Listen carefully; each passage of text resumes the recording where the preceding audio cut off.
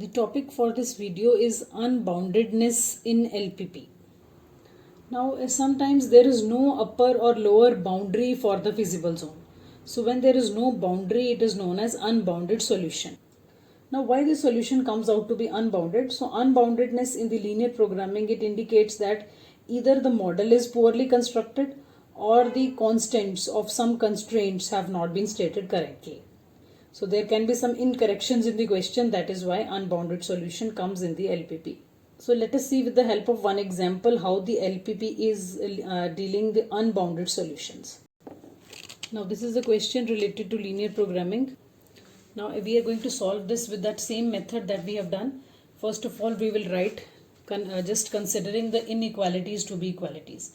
So if we consider these inequalities to be equalities, this will be the first equal to, and second will be 2x1 minus x2 is equals to 40. So now let x1 to be 0. If x1 is 0, x2 will be minus 10. So our values comes out to be 0 and minus 10. Now in the second case, if we let x2 to be equal to 0, then x1 comes out to be 10.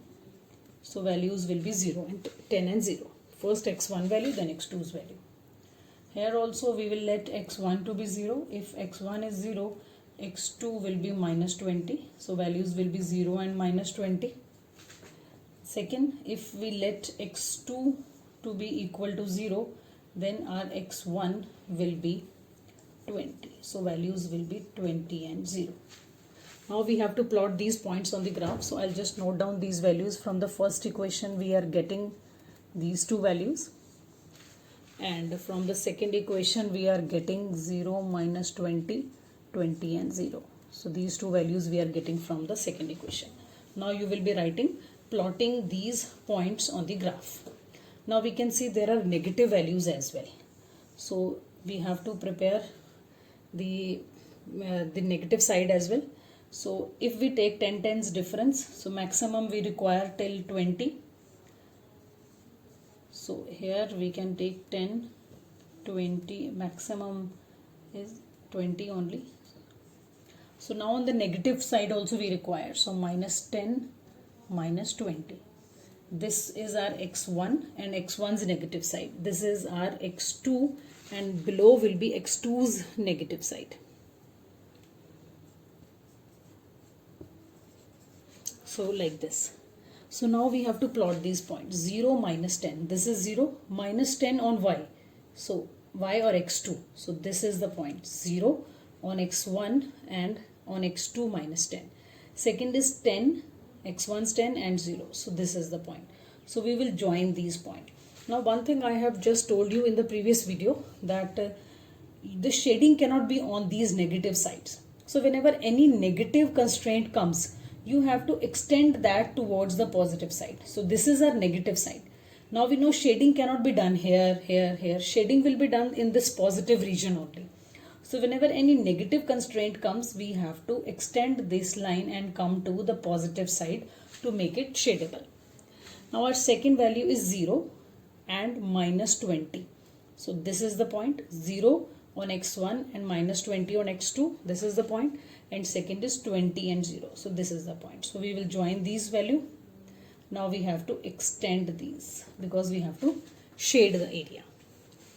Now what is going to happen? We have to find out one area. First equation. This was the first equation. So we will write here, or we can write below also, x1 minus x2 less than and equal to 10. We have to be less than from this equation.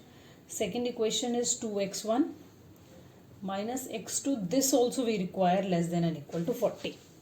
Now less than means we have to look here. Towards the origin we have to shade. So this is the origin. Left, less than means less. So this side we have to shade somewhere.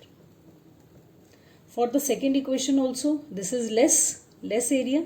So we have to shade. Now for these two equations, the common area comes out to be this. Because we are less from this equation, we are less from this equation. So this becomes the area.